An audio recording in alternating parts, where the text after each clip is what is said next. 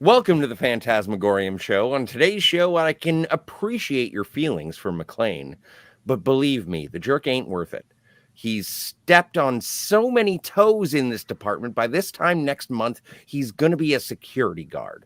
His wife wants nothing to do with him, and he's about 2 steps shy of becoming a full-blown alcoholic. He's a toilet bug. Want to talk about Die Hard? Let's go.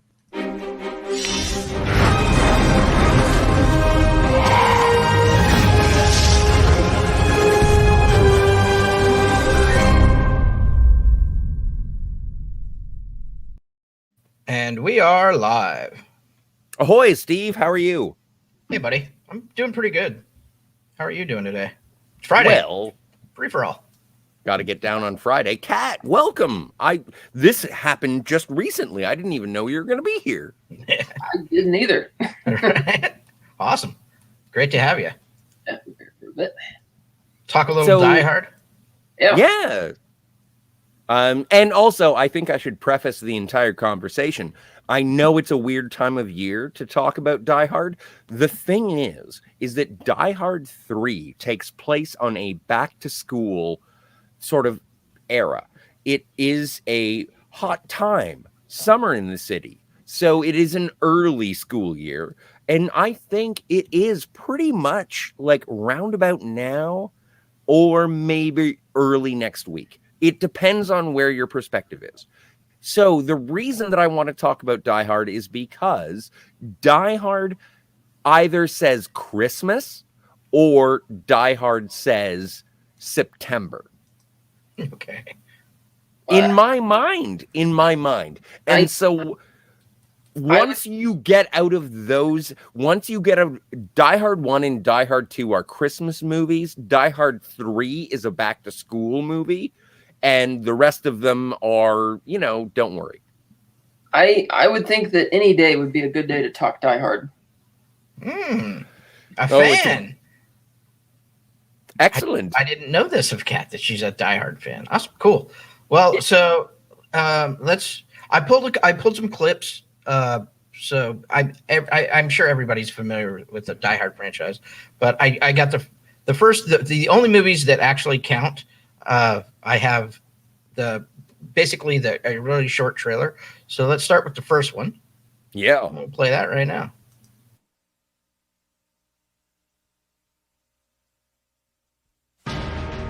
They're headed east on 72nd towards the park. Yeah.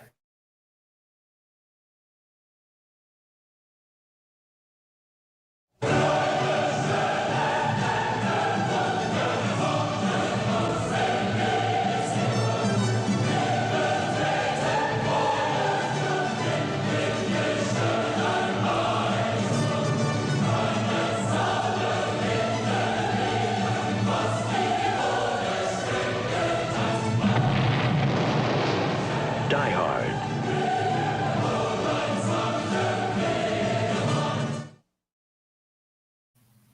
Christmas in July. So it'll blow you through the back of the theater. Yeah. And it kind of reminds me of the poster for Star Trek V.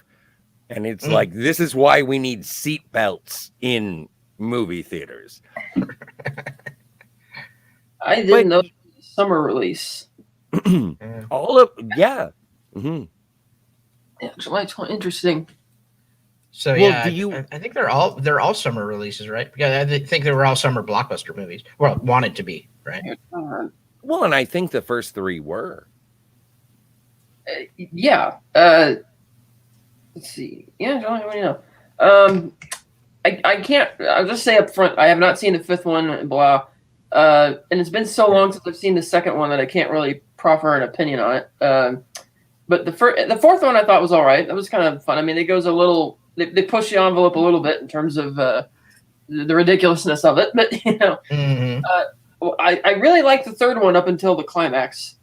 It just I thought that thing with the helicopter at the hotel was a bit underwhelming, considering that they tried to add the personal angle between him and Simon with the "oh, you killed my brother" type of thing, and I thought that was just an impersonal way to end it. I thought it was odd that the Sam Jackson character didn't end up like getting a reunion with like the kids after he thought they were all gonna blow up. But that was a good movie. But I absolutely love the first Die Hard. It feels so grounded. It's executed in a manner that feels very believable, which is key.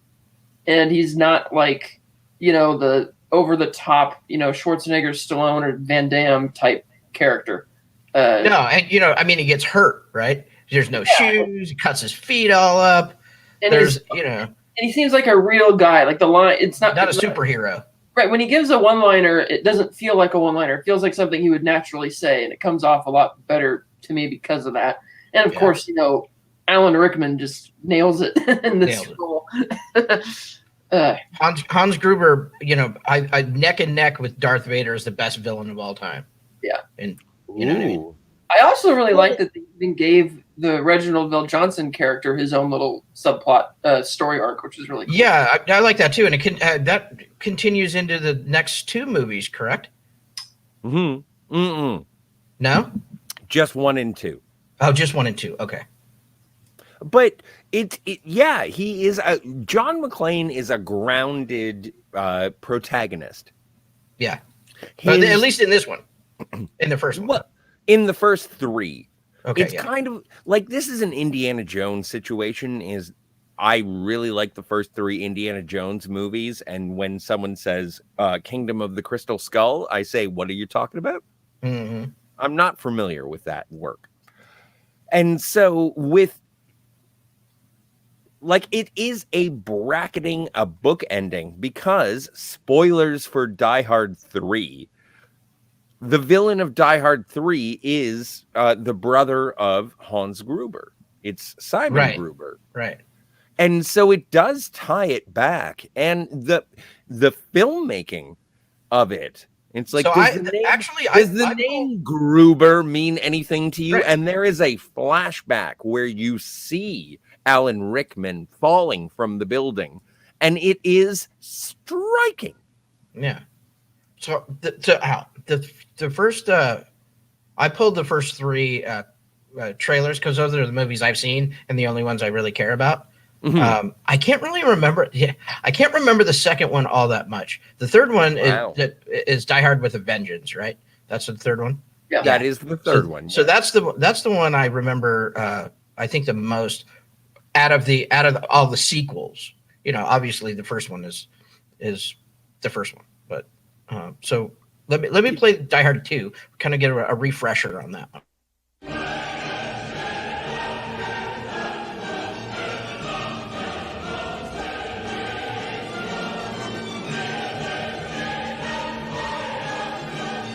Last time, it blew you through the back wall of the theater. This time, it'll blow you sky high. On July 4th, Die Harder. Bruce Willis, Die Hard 2.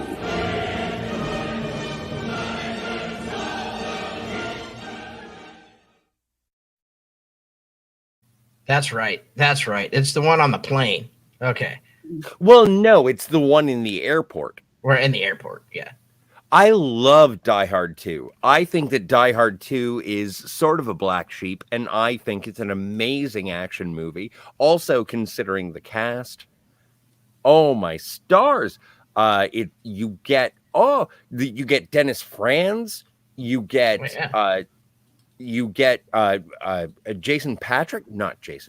Robert Patrick. And the guy, Cat, help me out. The guy who plays Death in Bill and Ted. Don't know that guy. George Carlin? No. No. My stars. Who plays Death? He's in Section 31 in Star Trek. Anyway, I love him. Everything about Die Hard 2, like, it's hard. I flip-flop. I have a very special relationship with the first 2 Die Hard movies. George Carlin's so great, right? Oh, William Sadler? Sadler. Yes. Yes, William Sadler. Like naked yoga. Yeah. No, seriously, until you've seen it, you will not be able, like, that is something, like, I don't even know the guy's name, but seeing him exercise in the nude and using a remote control like it's his job. And that's not a euphemism. It's incredible, like menacing. Rennie Harlan made an exceptional sequel. I love Die Hard 2. I flip-flop every Christmas Eve with my dad talking about either Die Hard 1 or Die Hard 2. And it's like, so what do you feel like this Christmas Eve? You want to watch Die Hard 1 or Die Hard 2? And my dad always wants to watch Die Hard 2. It is his favorite Die Hard movie. But the reason that I bring it up today is because back to school. And that is what Die Hard 3 is all about. Is it defines a day of the year. All right, And, well let's check that out. Yeah. They're headed east on 72nd towards the park. He's a New York cop with a nose for trouble. He's taking the scenic route. A knack for making enemies. And a talent for beating the odds.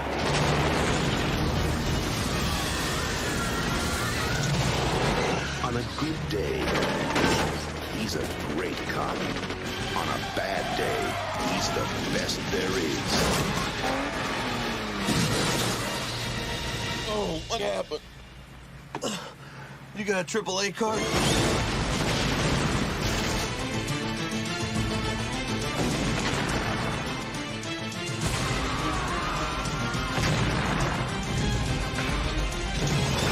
Die Hard with a vengeance.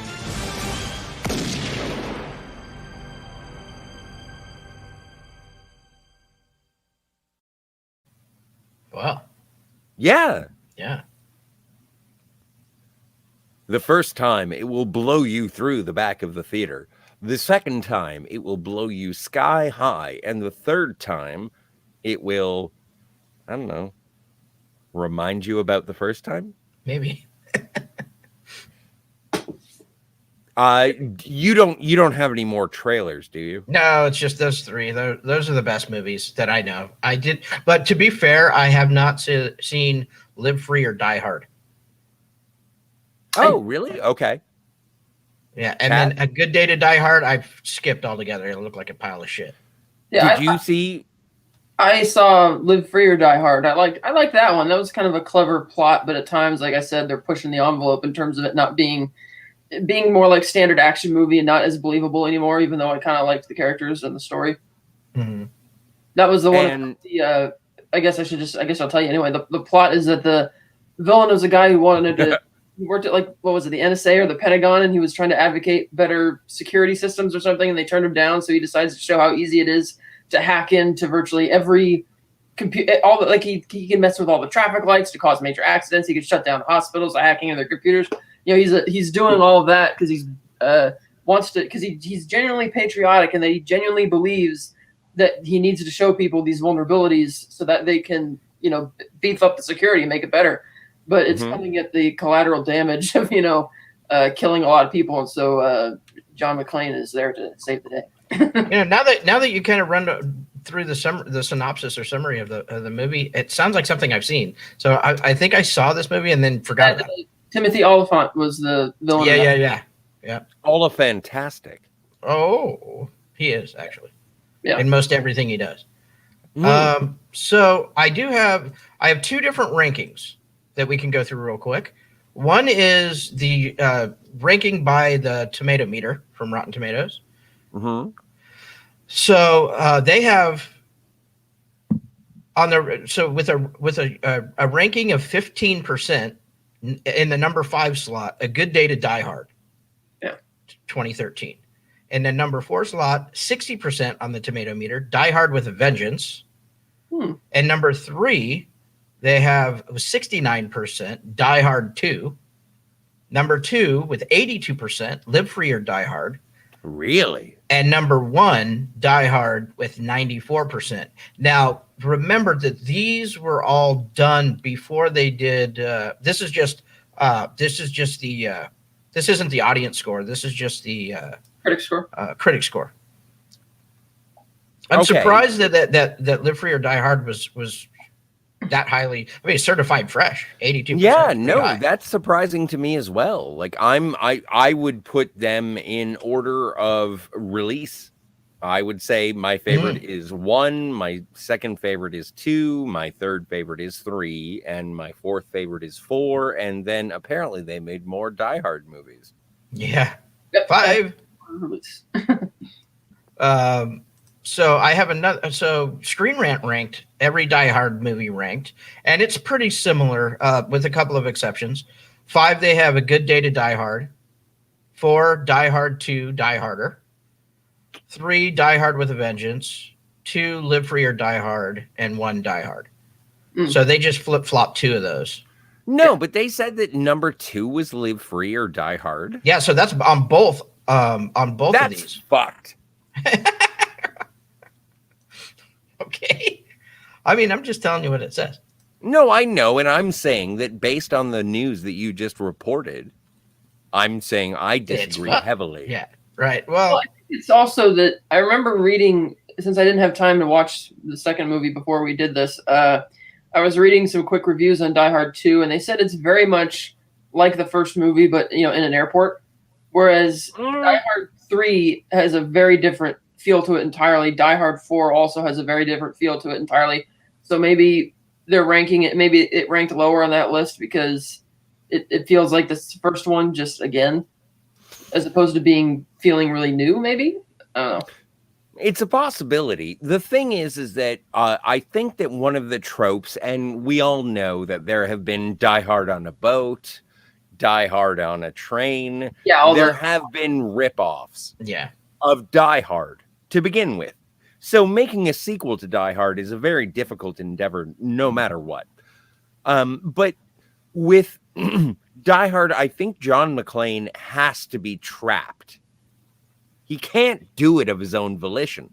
And in the first one, he's trapped in a building. In the second one, he is, trying to save his wife. And in the third one, he has no choice because Simon Gruber wants him to do whatever he has to do. He is trapped. The fourth one is where everything goes asunder. He's not trapped. He is choosing. And that's why I don't like 4 and 5, is because he makes the conscious decision to try and be a part of it. Yeah. It's been a while since I've seen 4. Wasn't his son mixed up in it somehow? Like his son's with him, but somehow he got mixed up in No, that's 5. That's 5. Okay, so whatever the character is, was it his daughter then in 4? I can't remember because there's Justin Long. She eventually becomes abducted by the villain, by Timothy Olyphantastic. Yeah. Yeah. And then Die Hard 2 saving the wife like he has to do in the first Die Hard. Well, but that's not why he was there. He wasn't trying to save his wife in the first one. He just found out. And in the second one, he wasn't trying to save his wife. He just found out. And in the third one, he wasn't trying to do anything. He was drafted. In the fourth one, he works towards it. And also at that point in Bruce Willis' career, he oh my stars, phoning it in. Yeah, unless we forget the Die Hard 6, the Die Hard Batteries commercial. Oh yeah, which is actually pretty cool. I almost pulled that. I almost pulled it. I loved that when they aired that. That was so good. They brought back Cleo and Mar, and that was really fun. Yeah. I really enjoyed it. I thought it was fun for what it was, but it was like jangly keys. It was just references. I did think it was funny to see Cleo and the bulldozer wearing his same knit sweater smashing through. Well, and also big ups to the actor. I don't know the name of the actor, but the guy who plays Theo, amazing. Yeah, he's amazing. Like, oh my stars. Part of the reason that I think that Ode to Joy is a Christmas song is because of Theo. Merry Christmas.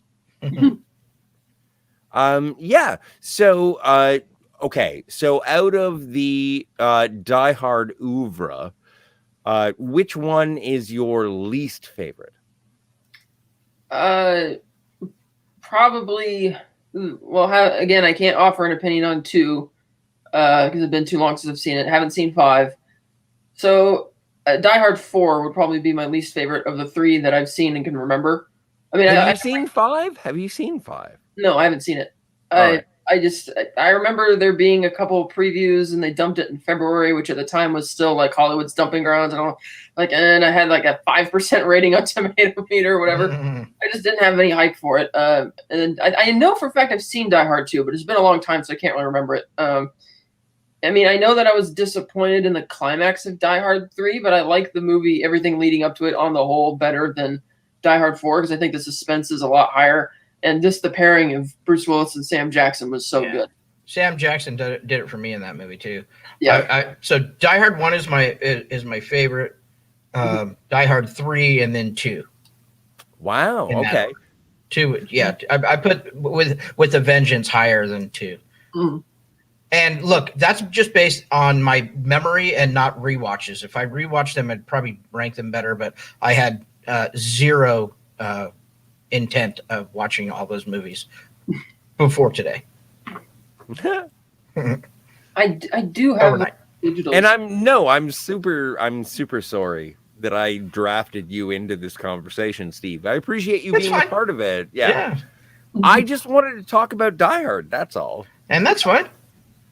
But I do like Samuel L. Jackson is a really interesting Zeus, inclusion. Right? Zeus. Hey, Zeus.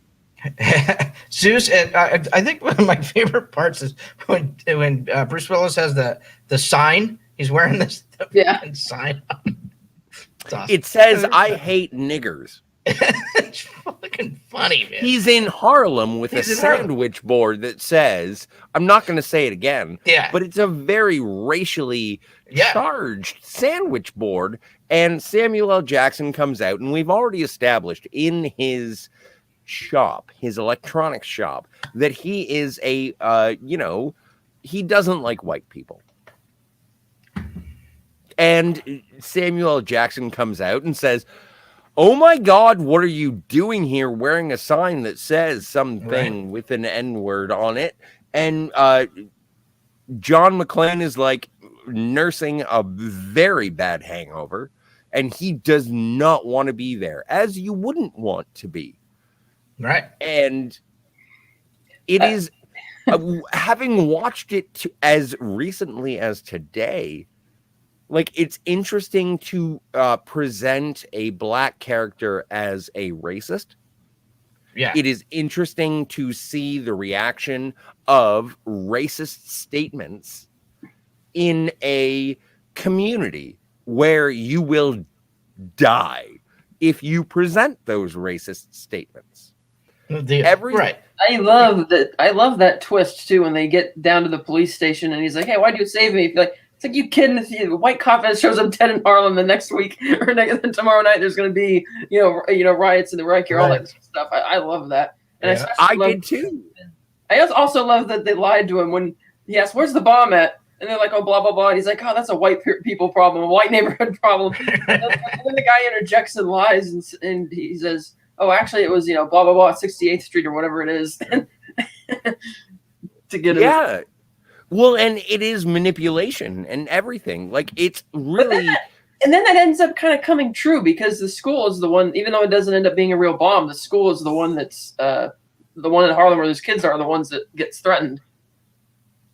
Well, and also, it is the school in Harlem, and it is the nephews of Zeus that are threatened specifically, and it ties in. It's a really tight movie.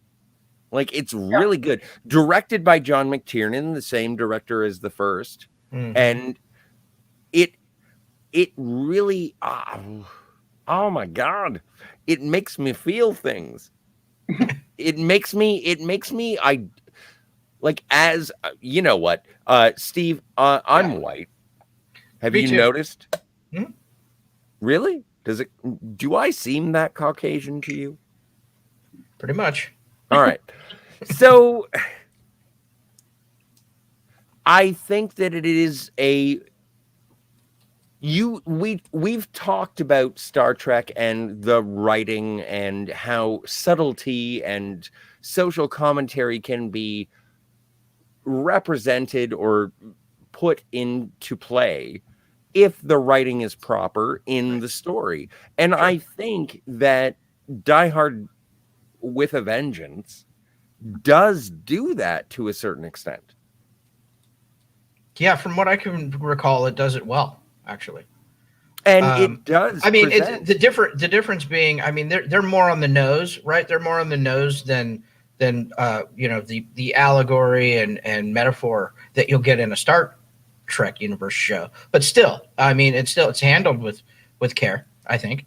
I mean, for a when was that movie made? 95? 95. Yeah. So for 1995. Well, I thought it was also fitting to the story that it was on the nose as it was with the Zeus. Yeah. character. Oh yeah. It makes total sense, and that's why that also makes for a really great pairing. You know. Mm-hmm. Yeah. Totally. And that's what keeps the suspense and the thing going all the way up till right before you get to the climax. It's just that, wow, this is like really good, and you kind of forgive it for some of the more ridiculous plot points, but you just you're like, I do appreciate the fact also that Simon's henchmen think, why are you wasting your time with this, McClane guy? It's like, you could pick a fight with him any day of the week. Why are you doing it today when we're busy, trying to pull off this huge robbery? He's just one guy, and they keep butting heads. And then I like how he lied to him and tricked his henchmen into thinking he was going to dump the gold in the river when in fact he had planned to steal it. Well, and I was thinking about that while I was rewatching the film today. Yeah. Everything would have gone according to plan if John McClane died in Harlem. The only reason that everything goes south is because of Zeus. Mm. And it isn't, I thought it was, lovely that the reason why Simon's plan fails is because a black man actually tried to save a guy wearing a sandwich board saying, I hate racist N-words. epithet. And that's why Samuel L. Jackson is part of the movie, is because it is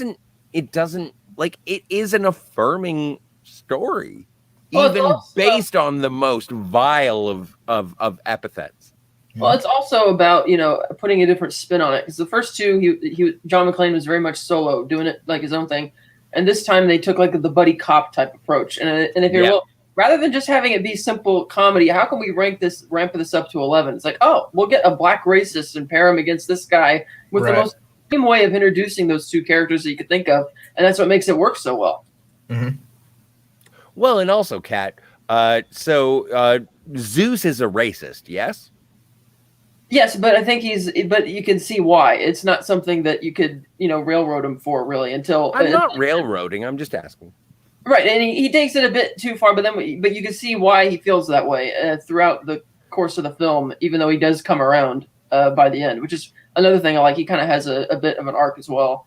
Yeah. Yeah. Oh, of course. Well, and that's also because, Ebony and Ivory getting together in perfect harmony. But do you think that John McClane is a racist at the onset of any of the Die Hard movies? No. Yeah. No. It's weird. Well, weird in what way? Well, I don't think that John McClane thinks about race. It wasn't his idea to put the sandwich board on.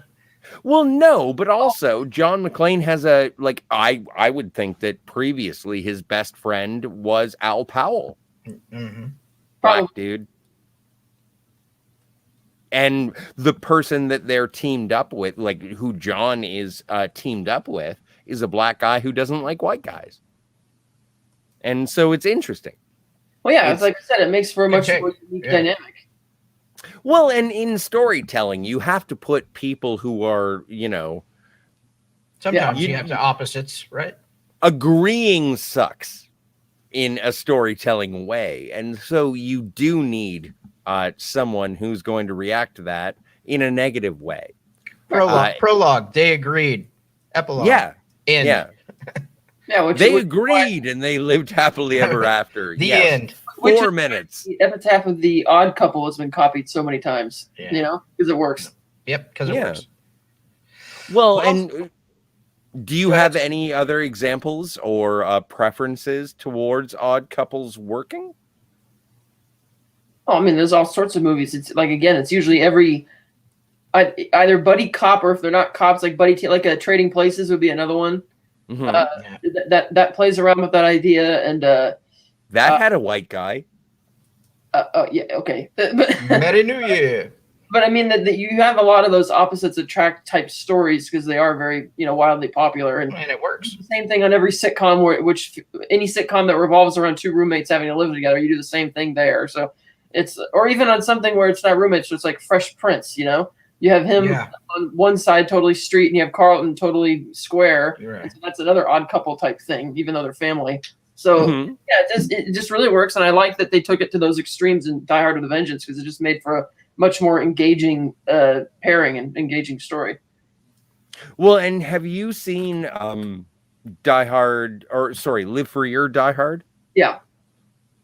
Do you think that the same sort of buddy cop formula works with Justin Long? No, Agreed. it's that was an odd pairing. And trying to make Justin Long like a co-lead in an action movie was just it didn't sit right. It's like no, it's like they're trying to make it work, but again with that movie, Timothy Olyphant and the suspense and part of the cleverness of the plot and some of the action scenes is what makes it enjoyable for me, even though it's not a movie I like revisit at all. Well, I like Mary Elizabeth Winstead. Yes. See, I forgot she was in that. So did I. I'll watch anything that she's in. But the first movie is definitely the one that I especially love the bit where the FBI agents come in and they're just total assholes. And how Johnson and Johnson? right, and how Johnson and excited Johnson. the Robert Davi character is when they're flying in on the helicopter. It's like this is great. It I kinda- reminds me of Saigon. I was in grade school, you fucking asshole. I kind of admit that I would have loved to see Hans Gruber reveal to them what's actually like. Let them see how wrong they are and just how they're rushing in thinking, "Oh, we've got this all figured out," but then it's like, "No, you don't." All right, guys. So I pulled a bunch of trivia questions. You guys want to play? Yeah. Okay. Welcome to Die Hard Trivia Question Time, presented by Stephen from the Fantasmagorium. Your contestants today are Scott and Kat. No one is keeping score. We'll figure one's it out keeping as we score. go along. All right, play along in the chat if you Yeah, want please. to. Do you mind if I smoke? How could I? First question. Which thief is the first to notice Tony's corpse? Who's Tony? What's a diehard? Which thief is who's no, okay, so Tony is one of the people who dies in Die Hard, the first one. Yeah. Who is the first person? Correct, sir. And so who is the first person who notices Tony's corpse? Yes. I would say Carl. I'm gonna say That's Carl. it. The guy with the long blonde hair, the main henchman who shows up at the end of the movie, that guy. The answer is Fritz. Fritz is standing next to the elevator door guarding it. Oh, When the beam goes on, that guy. Oh, yeah. indicating the elevator has arrived. Fritz looks in and gives a stunned look when Tony's corpse is seen on the chair wearing a Santa hat with a message over his shirt. Now written I in have a blood. machine gun. Ho, Now I have a machine gun. Ho, ho, ho. I think that All right. guy's name was Tony. I would not have made that connection for that. Okay. Let's see. Twice in the film, Sergeant Al Powell, Reginald Val Johnson, sings a Christmas-related song to himself. What's the song? Let it snow. You got it. Ding, ding, ding. Here you go. Yep. At the beginning of the film, we see an airplane carrying John McClane, Bruce Willis, land in Los Angeles. According to his dialogue, how long has he been a police officer? 10 years? 15 years? 11 years. Damn it. I think we're both right, Kat. Points. Let's see. Oh, as said to McLean, what is the secret to flying? Oh, no, it's not the secret to flying, but the secret to jet lag is making fists with your toes. It says, yeah. It said that's right, though. Yes, absolutely. Points. Ooh, when McLean was flying from New York to L.A., which seat was he in? 7. No. Was it the middle seat? No, aisle seat. Aisle. That was a better answer than 7. The middle Right. one. Yeah, you get the there's 3, right? I knew it wasn't sitting in the window. Window seat, aisle seat, or the center one, the fucking middle one. What advice is given to John McClane by a fellow passenger on how to overcome jet lag? Fisting. Yeah, it's the same thing, right? Yeah, I just wanted to say fisting. I could tell. So here's the easiest. This is the easiest one on the thing. On this easiest question. What company does Holly work for? No, you don't have it? I have it on the tip of my tongue. I'll wait. It starts with an N. There's a plaza named after it. Nakatomi building. True. There you are. Nakatomi. Corporation. I was thinking Yamaguchi for a second. I don't know why. Ooh, this is an interesting one. When John McClane, Bruce Willis, and Hans Gruber, Alan Rickman, have their first conversation via walkie-talkie, Gruber surmises that McClane is nothing more than an annoying American who is following in the footsteps of pathetic movie idols. Which actor or character does Hans not reference during that particular tirade? Well, if it's somebody he doesn't reference, then couldn't that be an endless list of people? It pretty Cliff much. Clavin.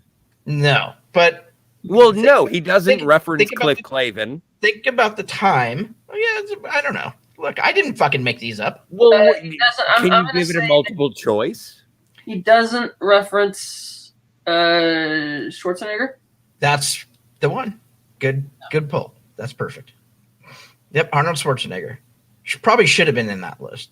I think he mentioned Van Damme, didn't he? It's Rambo, John Wayne, Marshall Dillon, Van Damme. I was always partial to Roy Rogers myself. Roy Rogers. Okay.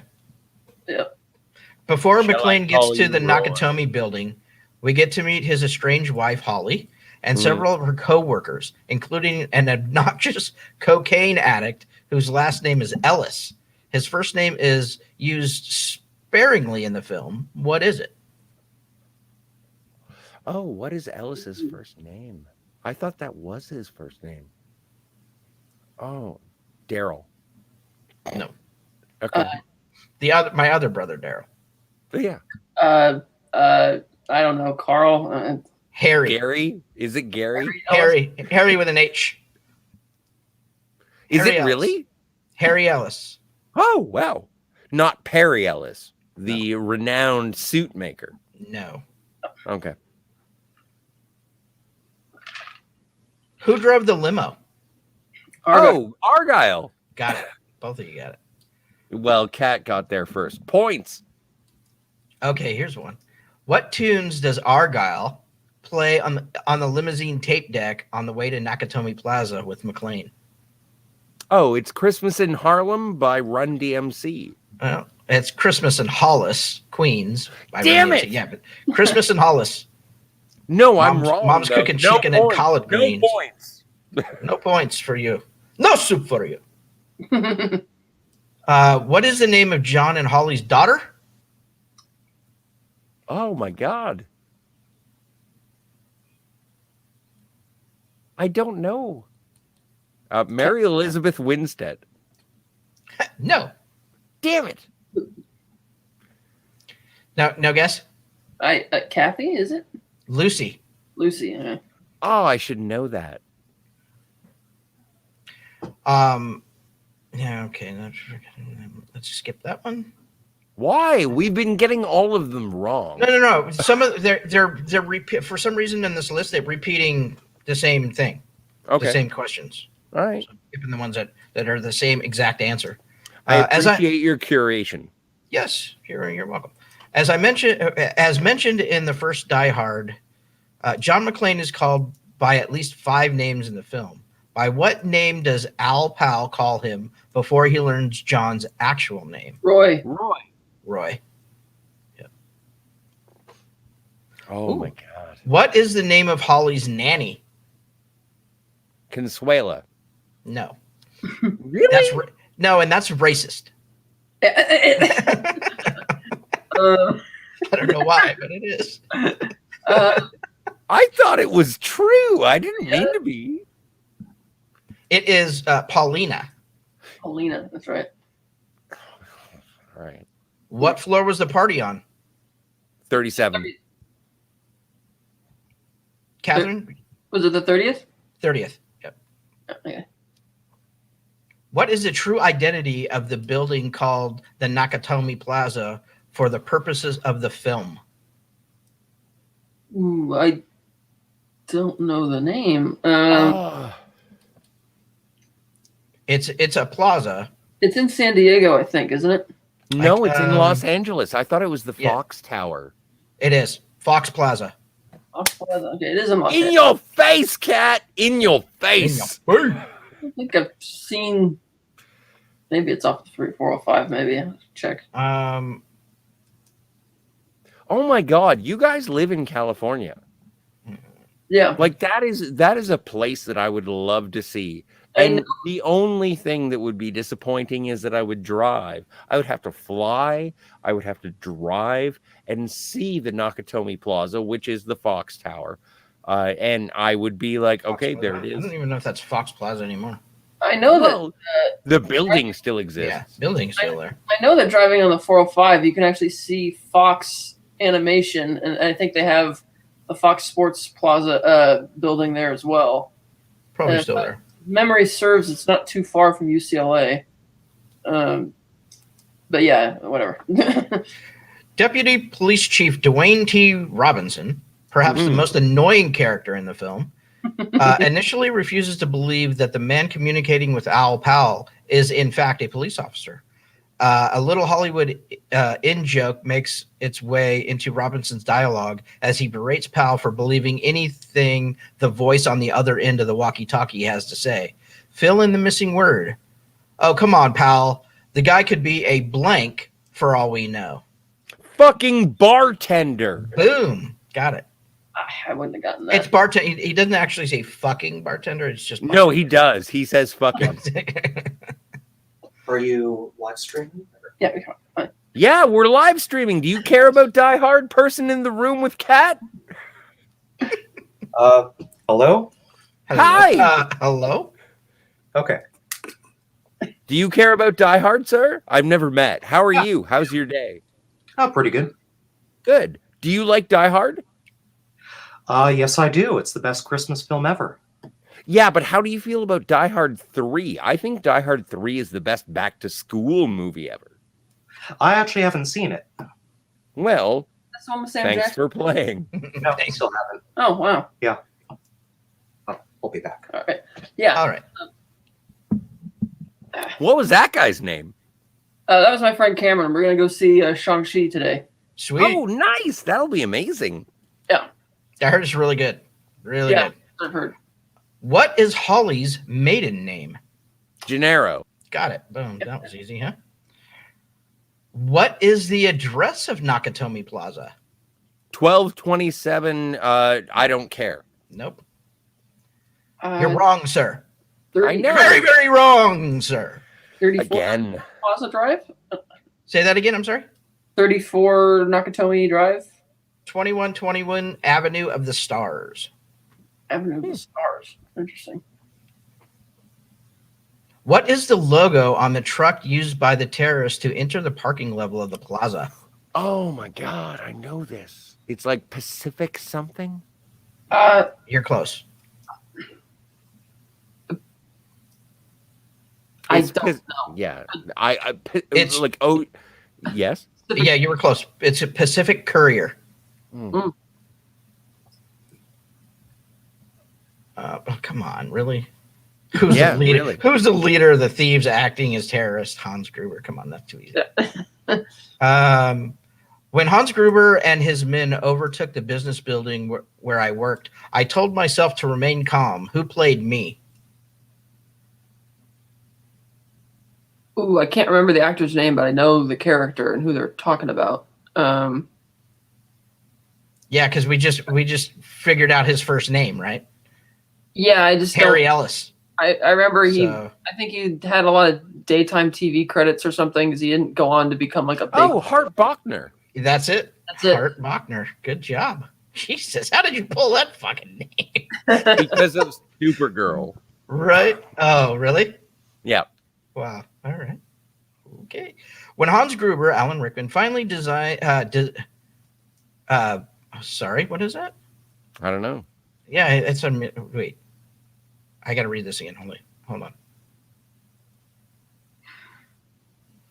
Okay. When Hans Gruber, Alan Rickman finally decides, it says some weird word, some gobbledygook, to communicate with the Los Angeles Police Department, he plays the role of terrorist to a T and demands the release of several groups of political prisoners from all over the world, which is not one of the places he mentioned in the list. Not What's the list? Yeah, that's the problem. I don't have the list. Wait. I can only remember one of the terrorist groups Sri that Lanka. he. Sri Lanka. Mhm. I wish I had the whole list right here, though. Well, isn't this again going back to the type of question where which Yeah. one we can name anything? So I'll just say Mongolia. That's not on the list. Yeah, Sri Lanka, Canada, Ireland, Iraq is the one. I read about them Yeah. in Time magazine. Well, and that's the thing. Like, as a Canadian, I am always super jazzed when I hear something about Canada in a movie. And so Die Hard, yeah, absolutely references a terrorist organization from Quebec. And I was really excited about that, even though that I'm not rooting for them or anything. It was just like, yeah, no, Canadian terrorism represented in Die Hard. Hooray! It's always nice to see yourself on film, isn't it? Represented. Well, yeah, I guess. You terrorist. You movie terrorist. You. What Christmas tune does McClane whistle on the way to the elevator in Nakatomi? It's Jingle Bells. That's right. yeah. How many terrorists took over Nakatomi at the start? 12? Yep. That was a tie. That was a guess. Well, it was a good guess. Good Yeah. point. What type of sport is Theo talking about when he and Carl enter the Nakatomi Plaza on foot? Basketball. Yeah, that's right.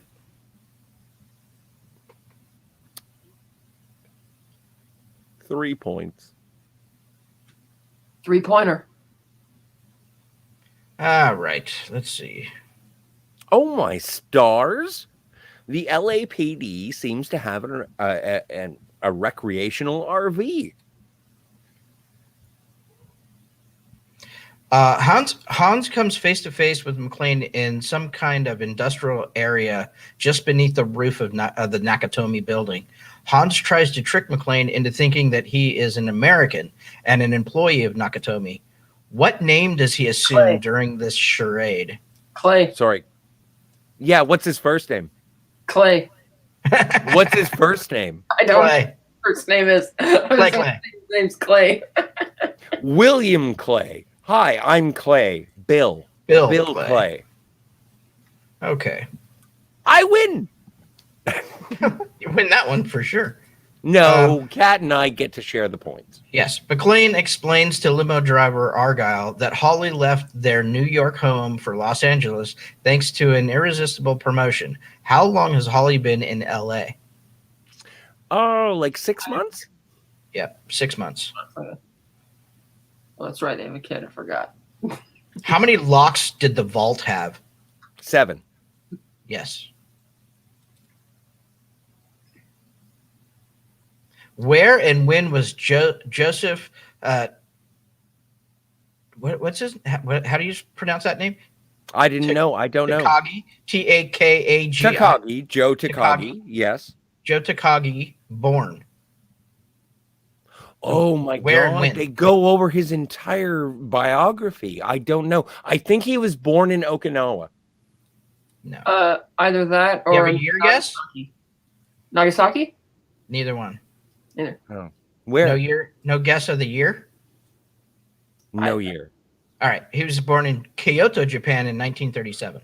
Oh. Okay. All right. Which thief And is what a great actor. The guy who plays Joe Takagi. James Shigeta? Yeah, sure. I really enjoy his, like, I've seen him in other things. I can't come up with it off the top of my head, but whenever I see him, I'm like, hey, it's Joe Takagi. And so he has gravitas. Gravitas. Which thief is Carl's brother? Oh, fuck. Was it Well- Tony? Tony. Yeah. So you have what do you have? Heinrich, Marco, Tony, Carl. Carl's All the main, I know the is main that he's henchman, got he's got feet smaller than my sister. At one point, when McLean seems to think that he may not survive, he asks Al Pal to deliver a message to his wife Holly if he's killed. What is the basic import of this message? I'm sorry. I want a divorce. Yeah, shouldn't- I'm sorry is right. How many children does Takagi have? 7. 3? No, father of 5. Yeah, 5. Which part of the building was Ellis killed in? Oh, it was on the 30th floor in the Mhm. back, like manager's office or something. Holly's office. Holly's office. Yeah. On the 30th floor, yeah.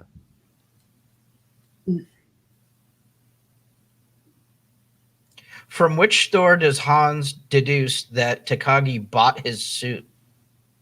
Oh, Arafat gets his there as well. Is it? Oh, Armani? No, I don't know. John Phillips, London. Damn it. I'll never be as stylish as Hans Gruber. Who's the first police officer sent to Nakatomi Plaza? Yeah. Sergeant Powell.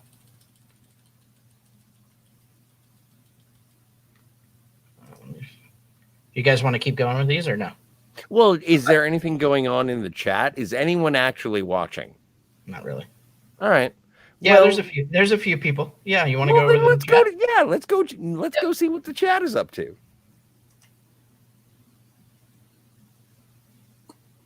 If you don't mind, I apologize. Like, this is something that I pulled out of my bum, and I wanted to talk about Die Hard 3, and I really appreciate everyone who is having this conversation. As I've said many, many times before, we'd be having this conversation if you weren't paying attention, and I appreciate that you're here if you're actually enjoying this conversation. Todd Michael sends in a tip or tips $3.33. Thank you, Todd Michael.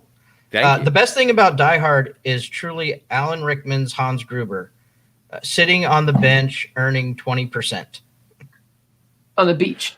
On the beach. Oh, yeah, my fault. Yes. Beach. Sitting on the beach. Yeah, that's good. Moldy Han sends in 99-cent super chat. Thank you very much. Thank you, Moldy. All right. Let's go to the other chats. Chat. Oh, and Doesn't- thank you so send in much the for sticker. everyone who's supporting the channel. I appreciate it. Yes, we do. So appreciate does it. Steve. So does Kat. Everyone appreciates it. Thank you so much. Todd Michael says, Mr. Takagi, I could talk about men's fashion and industrialization all day, but Todd Michael continues, the original Die Hard is hands down an amazing and original film. I remember seeing it in my freshman year of college at General Cinemas. And okay, so I did not get the opportunity to see Die Hard in a theater yet. But I did see Die Hard 2 in a hotel room, which was a huge thrill for me at the time. And so I have an affection that is like, I think we all agree that we love Die Hard. Yeah. Mhm. So yeah, no, your first Die Hard is very, very touching. Todd Michael says death in B and T Bill and Ted. equals William Sadler. Yep. Yes. And also Sloan from Section 31. And the beat goes on. You don't need to hide the smoking. Bring back old school Twilight show vibes. Twilight. Tonight. But Twilight, but yeah, either one. Oh wait, was it Night Gallery that he smoked, or was it that Rod Serling smoked? Either way, Johnny Carson died of cancer. I think he smoked in both of them, actually. Well, maybe not. Yeah, I think he did. Well, I appreciate what you're saying, and the beat goes on in regards to my smoking, and thank you for being an enabler. And the beat goes on, says, with 69%, Die Hard with a hard on. Okay. Oh my God, I hope so. Lewd and lascivious, this show has become. In the butt? Todd Michael says, Butt welcome. Yeah. Welcome to The Beat Goes On. Die Hard in space. We haven't got that. Did we get that one, or did we haven't got that one yet? No, we haven't gotten that one, thankfully. Yeah. Not yet. What's up, Todd? Laughing. Everybody's gone to space except for John McClane. Right. Reginald Vell Johnson helped Bruce in Die Hard 1. Yes, he did. Mm-hmm. And the beat goes on. Mm-hmm. Oh my God, Todd Michael, that is an amazing quote. Oh my God, we're going to need some new FBI guys. And that is after the top of the Nakatomi Plaza explodes and they blow up the helicopter. And yes, absolutely. Dwayne gets fucked in the ass on national television, and then he has to get some new FBI guys. The beat goes on, says, I don't remember any of this. Well, it is luckily available to you on all sorts of streaming and physical media. Mm-hmm. Mm. Bonnie Badilla, yeah, she was a fox. She was a catch for sure. Oh, and also, have you ever seen Needful Things? Yes. She's a fox in that too. Stop showing off, Kat. How is it? No, keep showing off. Yeah, no. How is the transfer? How is that box set? You know, this one's on box set. This is the first one. Okay, how is it? It still looks very much like a film shot in 1990. Mm-hmm. Okay. It wasn't popping the way the Apocalypse Now 4K did, you know? Like, if you didn't know any better, you would think Apocalypse Now was shot like a decade ago. That's how great the transfer was. Yeah. This one, it still definitely looks like 1990. It was the first time I was seeing it on my 4K TV, which is a lot bigger, so it felt as good as the Blu-ray that I used to watch on my, or the DVD even I used to watch on my tiny TV. It's just that, 4K has been adjusted, so it's a good transfer, but it didn't like blow me away. But I like having it on physical media. But I have the rest of them as a digital bundle on Vudu. Sorry, I'm able to take advantage of now that I could actually watch the stuff I have in Vudu. PCat's here. PCat says Roy Rogers. Well, Roy Rogers, and also, hi, PCat. Thank you so much for showing up. If I may excuse myself for just 1 second. Sure. Thank you. And the beat goes on, says, ha ha ha. Cliff Clavin. Yeah, that was good. Scotty's good with the quips. Hail, Darius Munchausen. PCat, the actor who played Argyle was the kid in Blues Brothers who tried to steal guitar from Ray Charles. That's right. That's right. And the beat goes on and said, it was triumphant. Darius says, more hails. Everybody's getting along in the chat. And hail to all of you. Everybody's singing hello. PCat says, Ellis's father in real life was in the classic Twilight Zone episode To Serve Man. One of my favorite episodes. I think everybody's favorite episode, right? It's just one of the better ones. PCat and some more highs. Got a Moldy Hans super sticker. Thank you very much. Thank you. All right. Good show, gang. Well, thanks. And the beat goes on. We're having fun. The trivia questions were fun. Yeah. I especially like the fact that we're all like diehard fans, and like no pun very intended. We are diehard fans, and yet we're getting most of the questions wrong. Right. I know. Well, whatever. Todd Okay. Michael says Die Hard in space equals Outland. Ooh, that's the Sean Connery movie from was it the early in 1982? I think that might be you're onto something there. Yeah. Right. I have to go. I might have to revisit Outland. That's You've a never movie I seen have- Outland? No, revisit, Scotty. Okay. Yeah. But it's been, wow. It's probably been 25 years since I've seen that movie. Well, and also the interesting thing about Outland is that it takes place in the Alien universe. I gotta go. It'd be a great rewatch. I'm gonna put that on my list. Mm-hmm. That's why Well, I and have also these Sean pins. Connery. Yeah, also Sean Connery. Takes place in the Alien universe. Yeah. I don't remember. You should take a look at it again and see it in the context of the corporation in the company, not necessarily aliens, but in the context of the Ridley Scott Alien. Right, but it's not like literally part of the same universe. It's just figuratively, it's very much the same. I believe it would be categorized as headcanon, yes. Okay, yeah. Okay. Todd Michael. Nah, Outland doesn't quite fit it. I don't know. Sort of. I mean, I admit it does take a little while for things to get going in Outland, but once it gets going, it gets going. Todd Michael says, and nobody remembers Sean Connery in Outland. Oh, I do. I did. I think we all do. And the beat goes on, says, oh my God, Bonnie in Needful Things with, oh my God, is that it's an eggplant, which I'm assuming is meant to represent an erection. It is. Well, and I agree. And hey, Captain is Deckard a replicant Spock? I enjoy your cup o' corn. Cup of corn. Todd Michael says, apparently you all, in fact, do remember Outland. True story. Yep. Yes, true story. Todd Michael says, hello to Captain is Deckard a replicant Spock? Hey, guys, I have a quick question. Now that Captain is Deckard a replicant Spock, and now that he's said, Todd Michael, yak so much?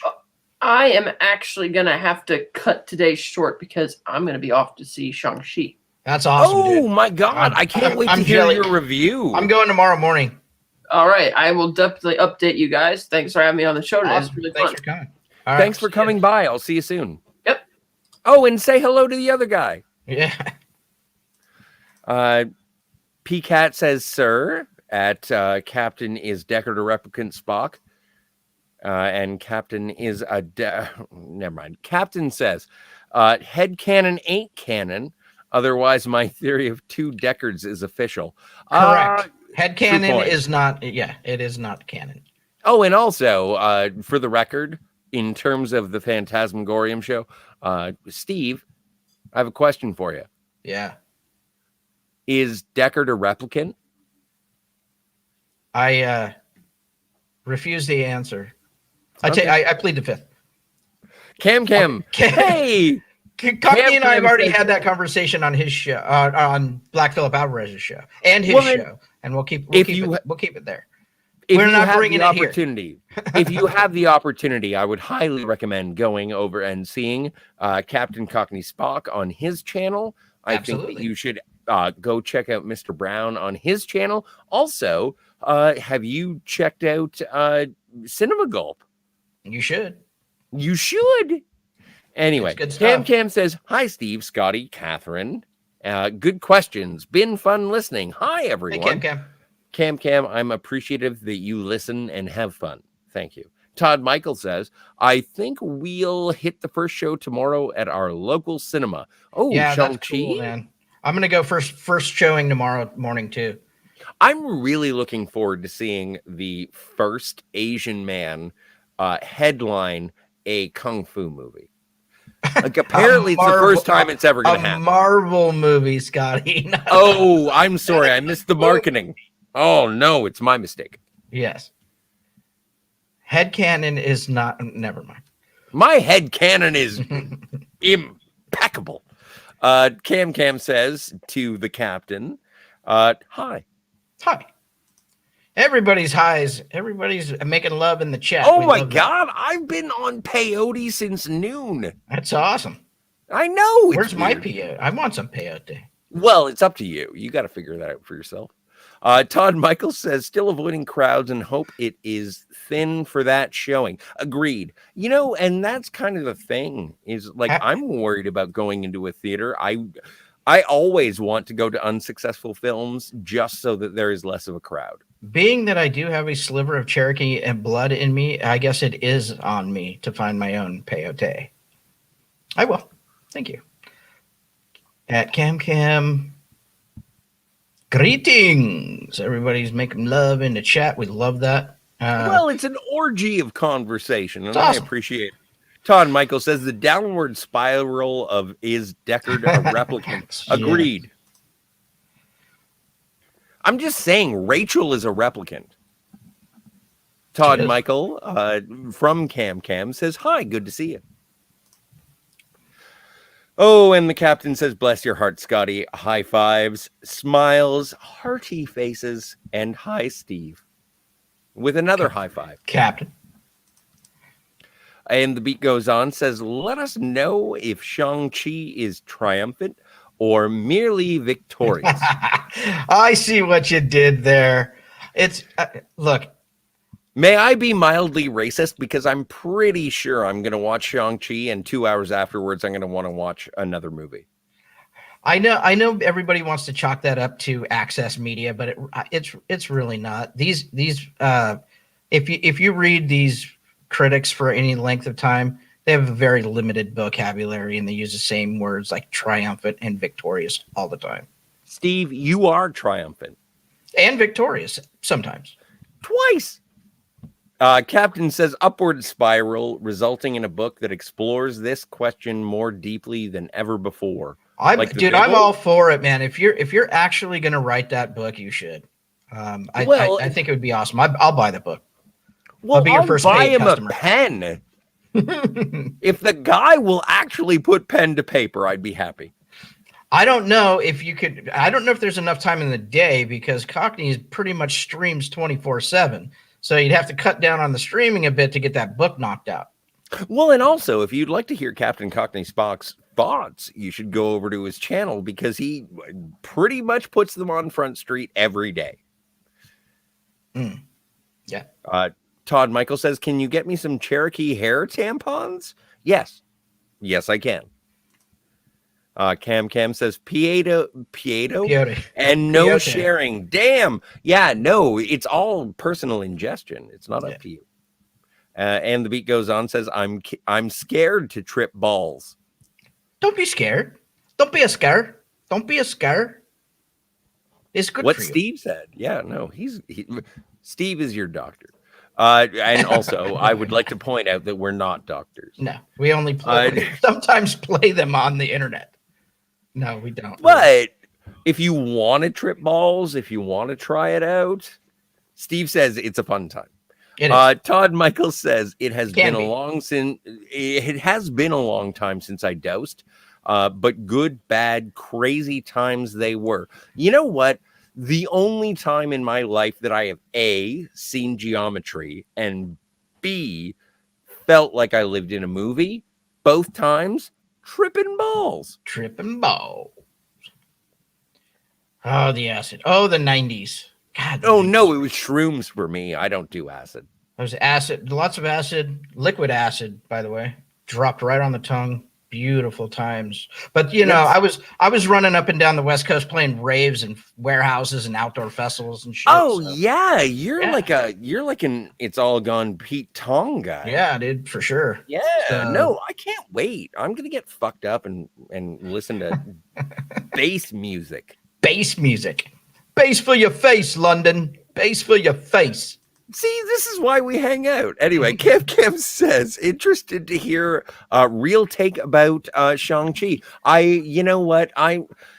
There is a lady currently like right over there, and I'm pretty sure I'm going to be like, take me to see Shang-Chi. I want to see Kung Fu's. Yeah. And yeah, we're probably going to go to a drive-in, and we're probably not going to watch it while we do stuff in the backseat. Oh, don't waste your money then. Go see it. Well, I have a really good backseat, yo. So I know a lot of people are like wanting real people's take on Shang-Chi, which I think is awesome. But too much? Was that too much? But I do think, I think you can take Robert Meyer Burnett's review. Mm-hmm. I think you can take that as seriously. Nobody paid Robert Meyer Burnett to. And he'll freely say, man, if somebody wants to pay me for my review, I'm open. I'll take your money and disclose. But no, now for a good review. He really liked the movie. Well, now that you mention it, I really should clean out my backseat. Yeah, I mentioned it. Sorry for bringing that up. Captain says, you are right. I need a better keyboard discipline. Less talking, more typing. Oh, yeah. I mean, look, man, as somebody who's written 2 books and a short story, it does take a lot of discipline. And sometimes it can be super tedious. Hey, Steve. I'd much rather just go like you do. I'd much rather be doing this. You've written a book, right? I have. I wrote a couple books. Like two of them. I wrote a book. Yeah, I wrote a book that you can buy right now. Mm-hmm. It links in the description below. Called "Let's All Go to the Lobby: A Sweet History of Concessions at the Movies." Mm-hmm. I also wrote a book that's unpublished that I'm trying to get published. It's a novel, 70,000 words. It's called "Droplets for the Soul." It's a YA fantasy novel. Is it good? I think it's good. Okay, but I can't speak for any. Well, and also you had an idea for a new book. I do. Oh yeah, I did.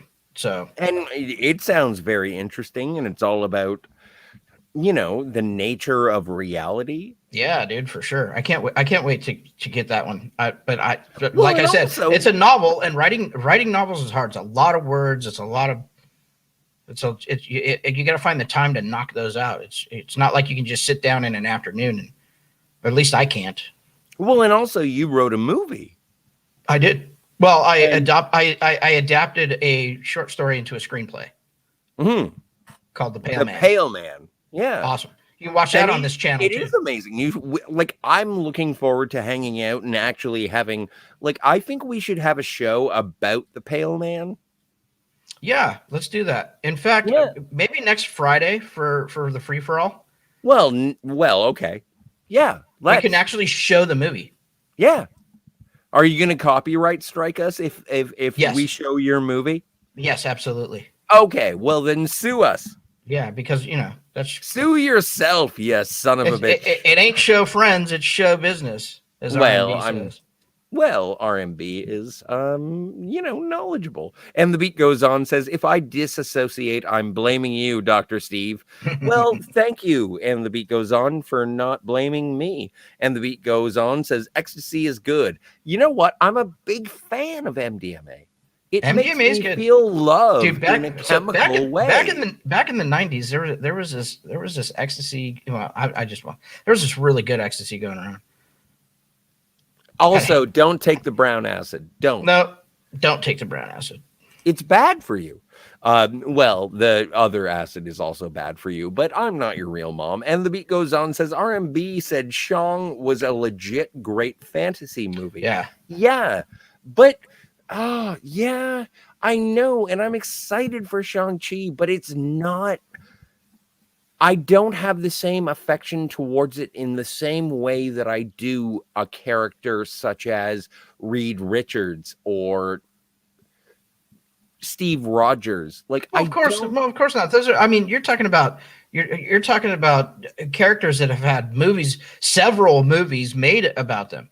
Nobody's made a movie until now about Shang-Chi. So yeah, but you don't you don't hold them in that higher regard because you haven't seen it. Before Guardians, nobody held Rocket Raccoon in high regard. Now they do. I suppose that Guardians is a better analogy than Captain America. Yeah. Agreed. Well, yeah, you're talking to Captain America is one of the, I mean, it's one of the godfathers of comic books for heroes, right? I mean, you have right. Superman, but you have the Holy Trinity. You have the Batman, Superman, and Wonder Woman. You have Spider-Man and Captain America. I mean, so you can't basically take a B or C level comic book character and then compare it to an A level like Captain America. It's just I don't think that works. Shang-Chi is a B or C level. That's what I'm saying. You can't do that. So was Rocket Raccoon. So was all of the Guardians. That was C level at best, right? So true. I think, dude, I can't wait till you see the movie because I really want to hear your take. Captain says something about confections. It's a buffet. A smorgasbord, if you will. A smorgasbord. Cam says, I haven't seen RMB's review yet. I'm a member and respect his accomplished opinion. Agreed. Yeah, me too. I do understand the hesitancy with some of the access media. Sometimes they sound like they're not only in lockstep, but like they're just saying the same thing to get access, which I don't agree with. Having known some of these fucking dudes, they don't. It's just a job to them, and they have the access anyways. It's small. It's the smaller like blogs when they start doing it to get access. You can really tell. Well, but the reason they use the same verbiage is because they just run out of verbiage. They've run out of their vocabulary is pretty limited to tell what they to kind of emote what they want to. I've seen Rob's first impressions, and I respect them. But it's one of those things where it's like I need to see it for myself before I can make a decision. Well, I think so. You hit the nail directly on the head. Don't listen to anybody, really. Go see the damn movie and make your own decision. I would never look. There's some pretty shitty reviews coming out for Dune, and I said I wrote this on my social media today. I'm like, their biggest problem with Dune is that it's not a complete story, even though it says part 1 in the fucking opening credits. So, Jesus Christ, people, that was their bitch. That was their whole gripe, was that it wasn't a complete story. Oh, the story doesn't go anywhere. It's a setup movie, admittedly. So, don't listen to these jagoffs. Certainly don't listen to us two jagoffs. You should listen to us two jagoffs. If you are listening to any jagoffs, listen to us two jagoffs. Go see the movie for yourself and make up your own decision. Even if I don't like it, or even if I love it, you can make your own decisions. There was a time during the 90s and early 2000s where if the critics panned a movie, I went immediately to see it because I knew that if they hated it, I was going to love it, and it usually. Well, that's why I saw the Two Jakes. Oh, I love the Two Jakes, by the way. That's a good movie. I do too. I mean, it's not Chinatown, but it's damn good. Yeah. It's not as good as Who Framed Roger Rabbit. Okay, well, let's not. Captain says, and you got to figure out where the story is going. Gur Martin. Yeah. Well, I don't care because Lord of the Rings and what's that one? What's the one with Khaleesi? The Game of the Thrones. Game of Thrones. Yeah. No, it's stupid. I don't care. I liked it. I actually really enjoyed it. Not my problem. But I didn't read the book, so I didn't give a shit.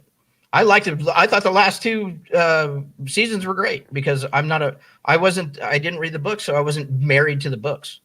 I or can't what read. everybody thought should happen. All of these Good. books are just for show. Sometimes I can look up some legal precedent, but ultimately I don't know what I'm doing. I never, the Song of Ice and Fire was just never on my radar. Oh my God, I just had a little bit of an orgasm. The Beat Goes On says, I need Silver Surfer in the MCU, and I do as well. We're getting the Silver Surfer because we're getting Galactus. So it's just a matter of time. Yeah. I want Namor. Yeah. Like, we're getting Namor soon. So like, I've heard people talking about Jason Momoa being all super sexy hot for being Aquaman, but I need a svelte Namor. And all of a sudden, you know what I'm going to do? I'm going to advocate for gay marriage. Well, we've already got that. So, yeah.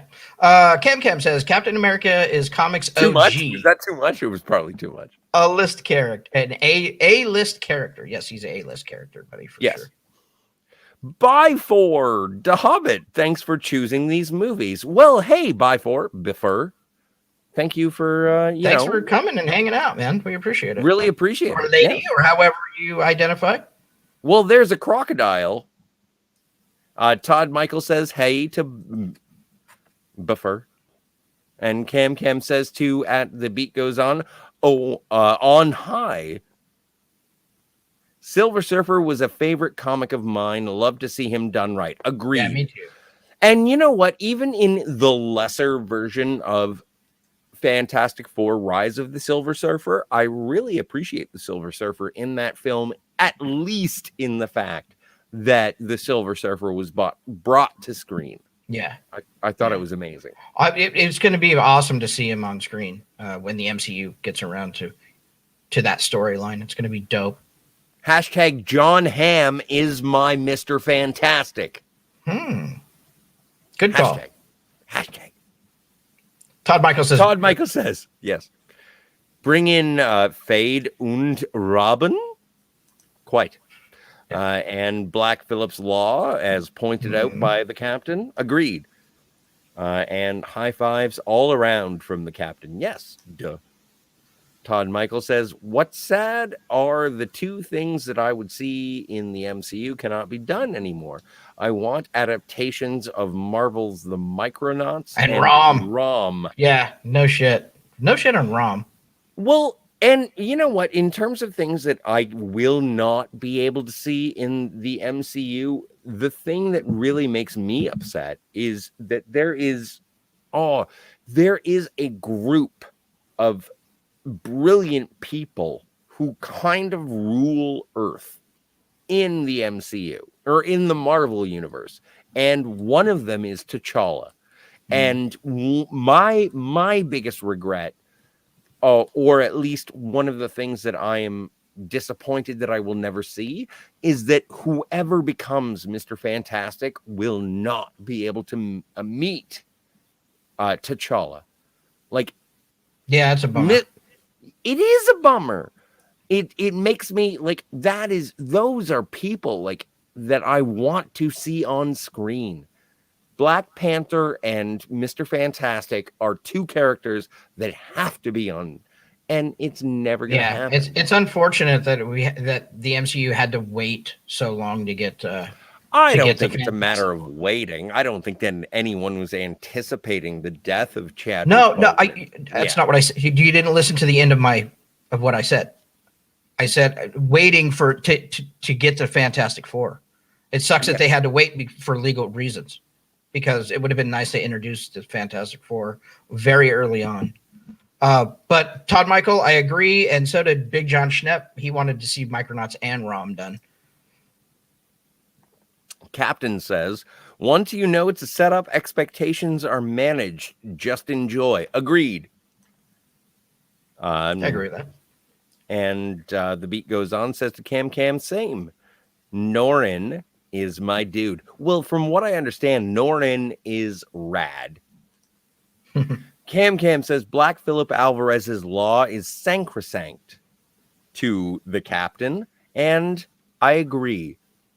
I miss Black Phillip. I want to see him again. I haven't seen him in a while. I know, man. Right? Spifer says, I love Loquisha from 2019, the movie with the lowest score on Rotten Tomatoes. I don't think I've seen that. I have Have you? not seen Loquisha. LaQuisha. Captain says, not reading the books is the best way to enjoy. Fully agree. High five. Look, I mean, sometimes I've read the books, but usually not. It just depends on what it is.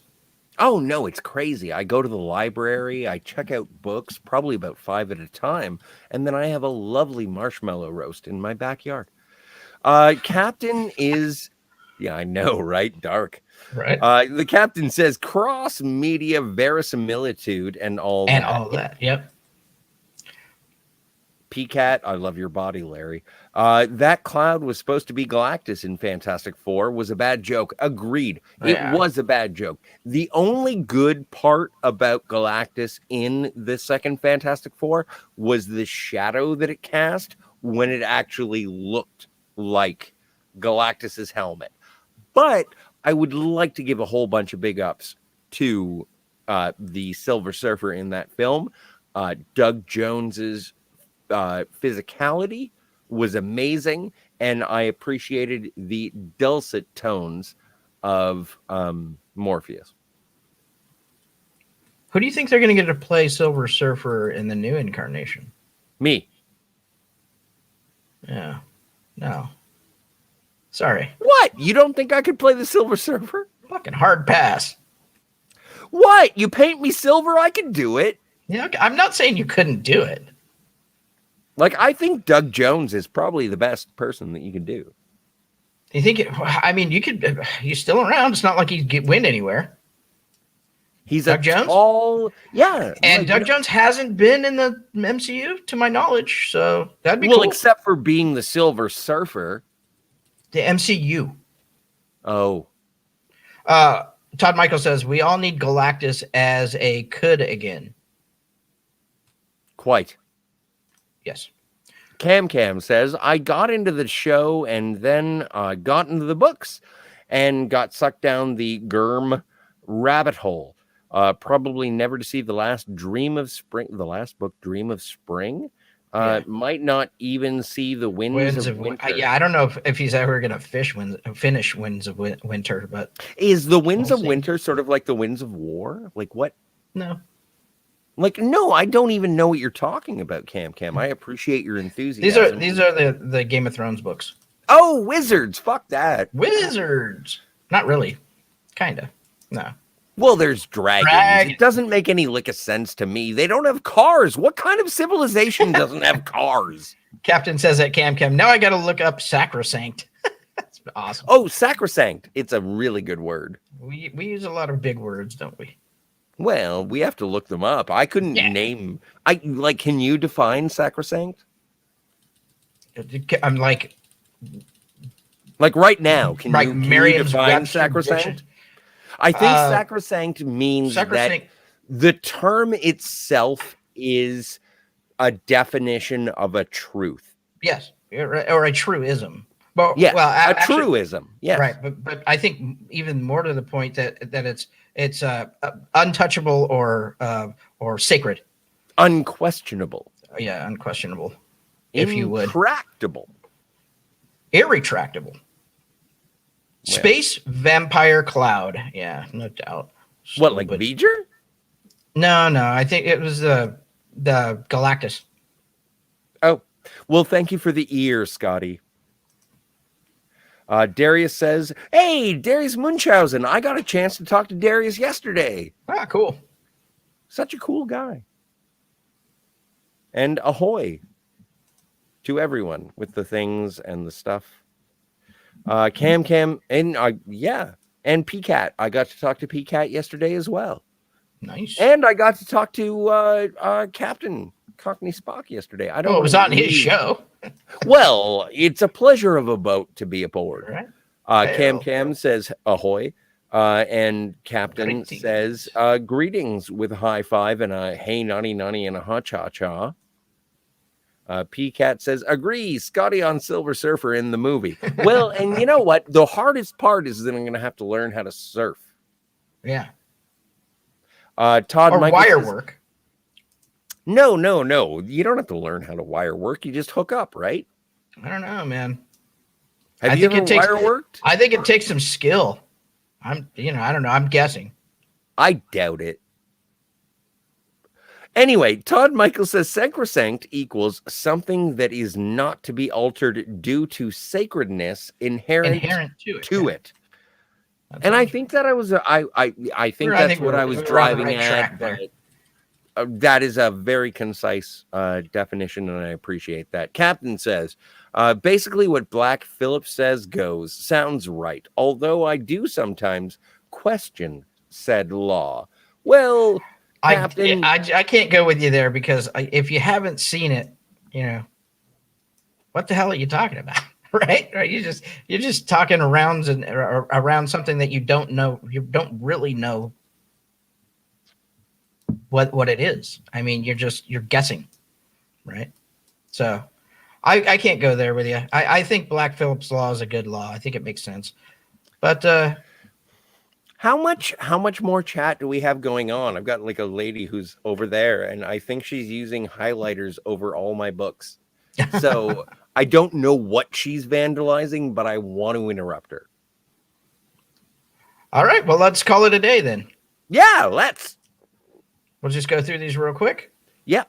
Cam says something that is seen as almost holy and unbreakable or not to be disrespected. That's right. Much like the lady who is sitting right over there.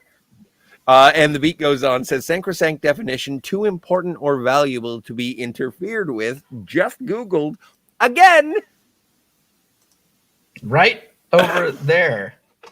Captain says, I give Loki a solid 6 out of 10, and I look forward to seeing it. Yeah, of course, exactly. Of course you do. And with that, ladies and gentlemen, we will call it a day.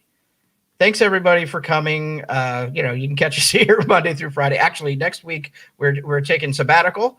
And we are taking the daily show off. However, we are still back for Set to Stun on Monday night, which is going to be 6:30 Pacific and 9:30 Eastern. We are going to be back for Martinis, Gadgets, and Guns on Wednesday, which is going to be 6 Pacific and 9 Eastern. And then, what's the name of the show that Terje makes me? Cult Classic Movie Corner. When's that on? That's on Thursday at noon Pacific, 3 Eastern. And we are coming back for a Friday free-for-all, but we don't know when. It's going to be a surprise, but we are all going to get back together on Friday, next Friday, for a Fantasmagorium Friday free-for-all. And it'll probably be later in the afternoon or nighttime. I know. Dude, but it will be.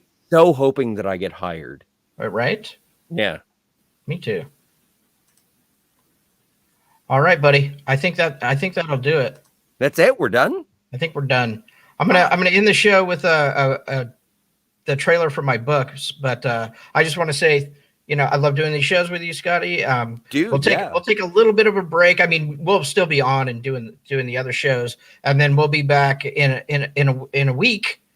The week following, and probably at a new time. But we'll make that work, and we'll let everybody know. So stay tuned to the channel, and we'll update you as we know. And I think that's going to do it for us. So for Scotty R37, I am Steve Foley. Have a great day, everybody. See you guys.